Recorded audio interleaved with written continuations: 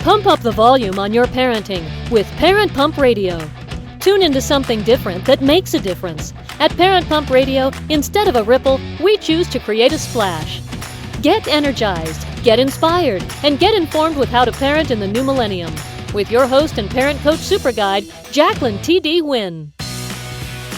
Hi, this is Jacqueline T.D. Nguyen. Welcome to Parent Pump Radio.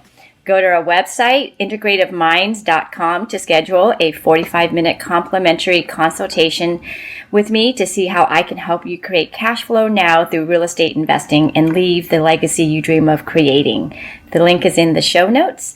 If you have a show or a business or an event that's coming up and you need a speaker, please schedule a meeting time with me so I can see how I can help you. You can also go to integrativeminds.com, my website, and my calendar is there to book a time with me. Our show is available on iTunes, Google Play, Stitcher, YouTube, and syndicated on rethinkradio.org, oneideaaway.com, and Armed Radio. Okay, we have a special guest today on our show.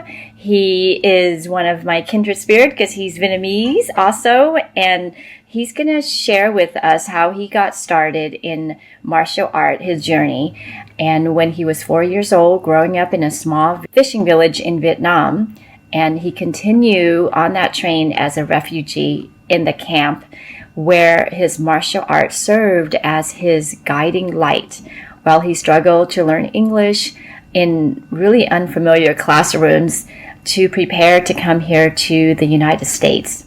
He is a husband, has 3 kids. He's also the owner of Xtreme Ninja Martial Arts Center in Boston. So if you're in the Boston area, you'll have to check him out because he trains more than 500 students there. So ladies and gentlemen, I'd like to introduce you to Ninja Nguyen. Hi, Ninja. Hi, how are you? Thank you for being on your show. Thank you for being here. We have a similar journey because we're refugees. The difference is you were actually in the camp. I was lucky enough to be able to be flown out 5 days before the April 30th day. How did you get from Vietnam to here, and then how did martial arts help you? Back then, when I was growing up, my dad, they are fishermen. So my dad, he usually do is he smuggled my cousin, uncle, and to U.S. But at that time, I didn't know there was like another country, So it's like growing up, I didn't see what the other side of beside Vietnam. So at that time, my parents, they smuggled my brother out. So at that time, for me, growing up, it's like I have 10 brothers, and then suddenly I didn't see them. So as a boy, I was curious, like, what's happening? And when I keep asking questions, my dad figured out the only way to kind of like keep me busy at that time was bring me to the martial arts gym. And then so by that way, I can learn it and then go to school. So don't really like ask too many questions. Growing up, it's just like in Vietnam, so learning the sport at that time, more like the health than anything. It was to learn and maybe hope and one day open a martial art gym. It wasn't like that. And then throughout the process, my dad basically smuggled my brother out. And then at that time, he's basically got arrested for 2 years. Throughout that process, it's just like every single day for me is just going to martial art gym and go home and then go to school. And then my dad come out after that years, my dad decided to smuggle all of us to United States. And when we went to that journey, so it'd be like 4 days, 3 nights in the ocean. I didn't really know like where we going. But all I remember was my dad he looking up on a star, and then he said he was star to where the star brings. The first place that we visit was Malaysia. So this place called Pulau Bidong. And basically my dad to see the island, and he said, you know what, I think that's what it is. So my brother basically kind of like swim in there. And then next thing you know, we have like a bunch of militaries coming out, and I didn't know what it was. They took us in, and then they shower us, and then basically it's kind of like fingerprint and all that. And at that time, I thought it was kind of different because now I see different languages. So my dad said to us, he said, I think we got arrested. And next thing you know, we brought to the camp. That camp was like basically in the island. We stayed there for about 6 months, and then brought us to another camp in Philippines. It's called what is it, Burubatan, Philippines. So we stayed there for a little while, and at that time, same thing is like the only place that for me to basically wake up every day, get in line, get food, and as a young boy, it's like you find things to do because there is just camp and full of Vietnamese and other people beside us. You have two dissections on the culture. Was one is Buddhism, and then the other one was Catholic. Suddenly, everybody either built like kind of like what I call a trial. People go to Buddhist over here, go to Catholic over here. It become kind of almost like diversity. It's like you got to be Buddhist and kind of come on this side. As a young boy, I didn't really like care which section, so I'm going like hang out with everybody. And then throughout that process, I start to find out, oh, there's martial art beside Vietnam. And then I met a guy who was in the camp. He was actually a cook. And then he started to show us a little bit martial art here and there. And we stayed there for about 2 years. And then we finally got the number. And I was lucky enough, my brother actually sponsored us. Okay. And it was like, I love the snow. It's like, for me, it was like, I never seen anything like that. And then I realized that I didn't know the language. All I know was that you go into places that you don't know anything. I start to not really like it simply because the language. And the only place for me to really reconnect was to find a place that there's a martial art gym. And the only a place for me to learn is at that time was if you learn Taekwondo, they speak Korean. If you learn karate, from a Japanese person, you have to learn how to speak Japanese. So for me as a person, it's like, I'm like, wait a minute, I need to find out what can I do to learn the language. I went to this guy gym, and basically every single day they throw a punch, they say punch. Kick, they call kick. So I realized like I put two and two together, and then I start to stay there every single day, get out of school, go there. And then one day the guy was like, hey, come on the mat and start learning. And that's what I was like basically learning the martial arts, relearning by American language.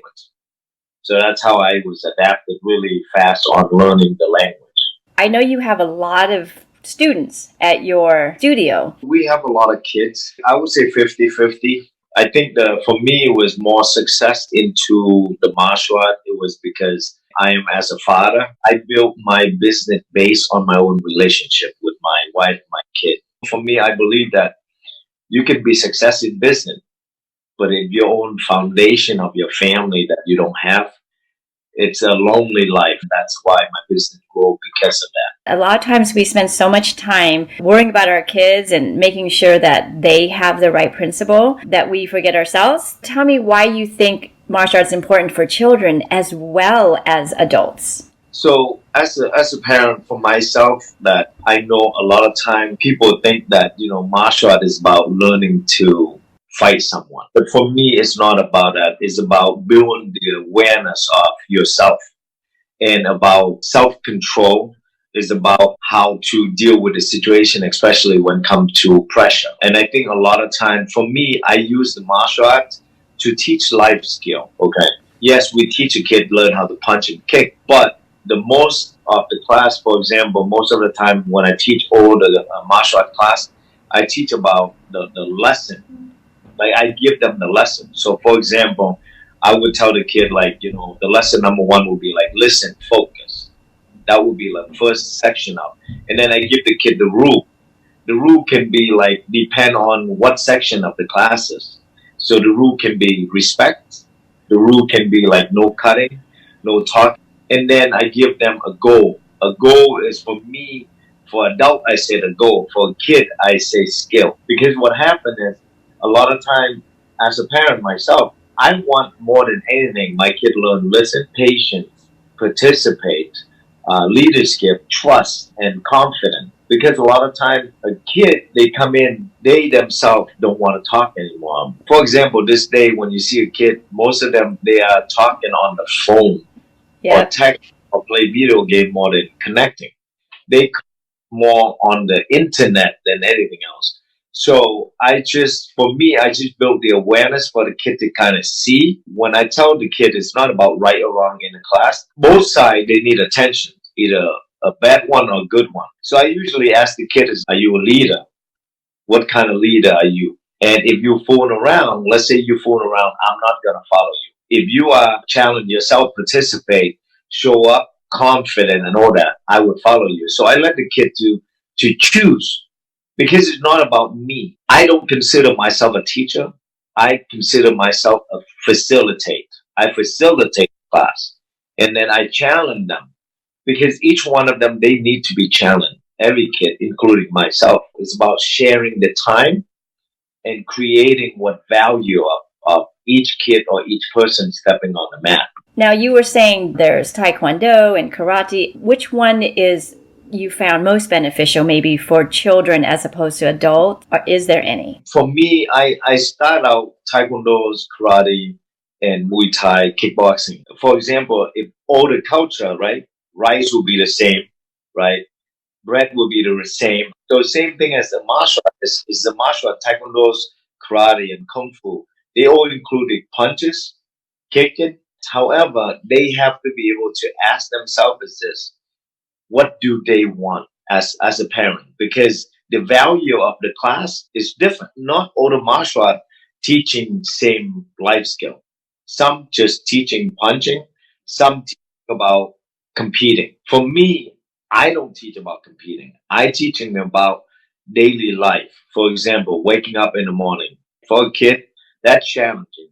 But if I'm teaching them or empower them to see themselves how great they wake up to value themselves, that for me is a win. For parents to wake up and have a great life by taking care of their kid, taking care of themselves, that is for me, that's a champion for life. So it's a little bit different depend on, like I said, depend on where they want to go and what the value of the parent looking for. When we first came over here to the United States, the first thing that my dad rolled us in was martial art. In our culture, in Vietnamese, seems like everybody just does martial art just like they go into kindergarten. And Vietnamese school, that was the other thing too, to the temple on Sunday. Every Sunday we'll go to the temple so that we can learn Vietnamese there. Right. I love what you say about the principles of martial art because I didn't learn it as a way to hit, kick, or punch. It was really about the mind work and the principle and how to behave in life. And I think that's what people don't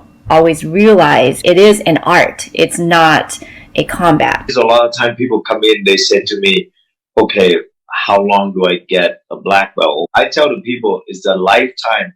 It's a journey that you find yourself 2-3 months. I always ask them, do you have the same goal when you first started or something different? And 90% of the time is they always tell me different. Now you have 3 kids. Tell us about their names. I love your story of why you named your kids what you named. My wife and I, when we was together for right now about 20 years now, but when we was together for 8 years, I always want to have kids. I always want to be like my dad, my mom, always going to have because for them, longevity of life is you have family, you have kids, and your kid basically carry your last name.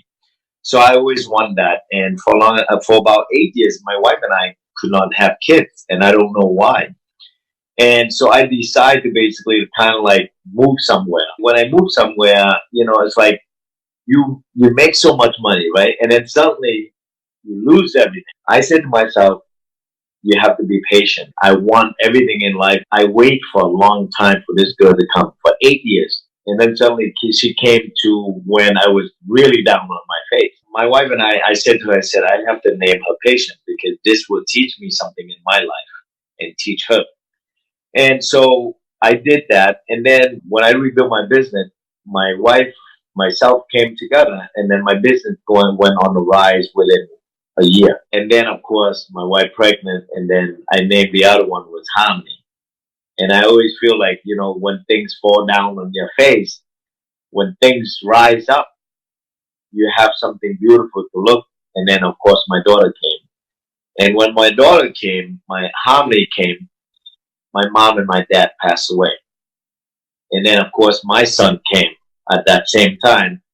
So when my son came, and my dad was, his name was Gao. I decided to name my son Sky, because no matter what things in life hard, you always have to look up. That's why my daughter was Patience, it's Harmony, and Sky. So three. Beautiful, beautiful story. What do you teach your children? What principles do you teach your own kids? This is the four things that I use in my gym: communication, compassion, compliment, and commitment. That's the things that I always remind myself, and I always ask my children to do.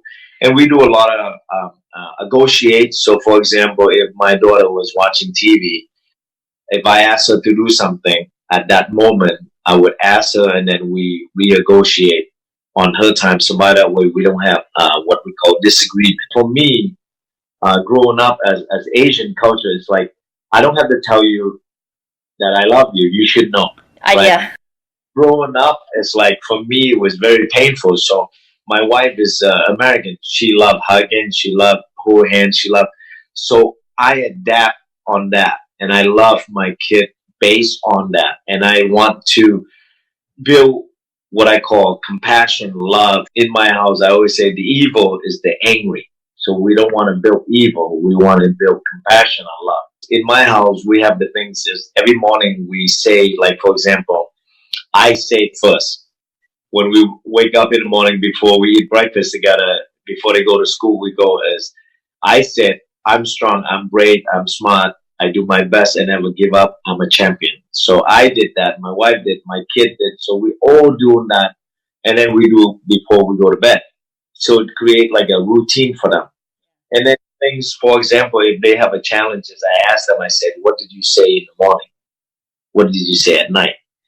And then I tell them, I'm like, well, remember, evil is angry. So how would you build compassion? So they would reword it, they say that, and then they say, okay, I got it. And then I would tell them, like, see, that's what happened when you acknowledge something so you can work through it. And I talk big about support. Well, if I bring you to a game, I watch for you to play. So when I ask you for your support, I would love you to do the same. So I do that, including in my gym too. So my gym, when I teach a kid, finish the class, I always tell the kid, I said, remember, your parent bring you places. They support you. So you need to, when you get out of class, you need to come and hug them. You can say thank you. You can kiss them, because that's the right thing to do, to work on respect and support. End of the day, it's hard right now because I feel like the whole country, everybody hates somebody. Yeah. My parent left Vietnam because of all the war happening. And then we come over here and it's almost like it's a different kind of war. Right. So I feel like, each day we're waking up, we should be grateful for what we have. And then we should build on the community and relationship. And I think if each one of us come together, it'd be amazing. It's like Vietnam, it's like when they come to like the church or even the temple, right? Everybody bring food and we all share. That's what the life should be. What you teach your kids, those words, I mean, those are basically affirmations that they wake up with to live throughout the day, and that's the last thing they hear when they fall asleep. It's wonderful. We talk about the state of the world today and the United States. What do you wish you would see more that parents would do, act today? The biggest thing that I seen a lot, and I can only say for me, is that I don't want to repeat the same thing that my parent failure is. Okay. For example, my parent will want me to, let's say, do something, become a doctor, whatever. And I think a lot of time is that did not fail through because their education is not as what we are today. So I'm, as a parent right now, I don't want to repeat the same thing. I want to build what I call is that I have to commit it on my child, on their result is, and what I believe, what I seen in them. For me, when my daughter came out, I seen a leader, I seen compassion, I seen love, I see everything. It's almost like a phone just came out. Everything is running well, right? And so I believe that I have a choice to commit it with my child on the result of what I seen. And I think a lot of time is that a parent this day is that they work so much because of they want, whatever the bill, nice car, whatever that is. And then in return, they don't have the same thing as for their child. And then a lot of time when they go home, because of long day work. And so most of the time when your long day work, when your kid start to come and need you, sometimes you're too tired to do that. And the easiest way is get on the phone. Here, there's a TV you can watch. And this day, if they watch on YouTube, let's say, there's a bunch of things just flash through and they click the wrong thing and they hear the wrong learning. Right or wrong, I don't think. I think that as parents, we have to see the big picture of the child. And I think a lot of things now this day is they say this all the time is that, oh, my kid have ADD, my kid have this. I remember in Vietnam, I don't even know what ADD is. Yep. Now, my wife said this to me. She said, the way you move, you have ADD. I said, you know what? I just move fast. And I think like as a parent, we have to find solutions to want to be better. Just for example, if the parent want to have nice car, right? Do they want to have nice kids that have the same functions, as a car so by that way they succeed in their life, because right now there's a bunch of challenges that go through because everything you see on TV is like, hey, your kid may have this. You need to bring it. Yeah, we gotta bring it back home and not listen too much out there. You have a book. So listener, Ninja has a book called Step on the Mat. You can go to steponthemat.com to get his book. If you want to know more about him and his story, that book has inspirational story, how he leads people through stages of martial art class from opening his dojo to competition, and how he reveals life-changing principle that can make you stronger in your heart, your mind, and bodies. That book is at steponthemat.com. And then what's your website? How can people get a hold of you? My website is xtremeninja.com. Okay. And there's no E. It's just xtremeninja.com. Both of those links are in the show notes for you to go and click on. And Ninja, give us your favorite quote. My favorite quote is bow. Choose in, stay committed, okay? Because we do that every single day. We wake up, we bow into life. We drive the car, we bow into life. So you have to acknowledge what is and stay committed. I believe that we are amazing, okay, machine. We can do anything we want. We just have to stay committed and you will find how amazing you are. Well, thank you, listener. There you have it. Go to xtremeninja.com without the E in the front of the X, but the link is in the show notes. And until next time, always be learning, always be growing. Thank you very much. Thank you so much for joining us today. Go to parentpumpradio.com and click on the pink box on the top of our homepage to listen to our new and archived shows. To be instantly notified of new episodes, subscribe to our RSS feed. The RSS feed button is located at the top of the page where all our shows are featured. And after listening to the show, go to parentpumpradio.com or our Facebook page to leave your comments, questions, and topic suggestions. Until next time, have a wonderful week.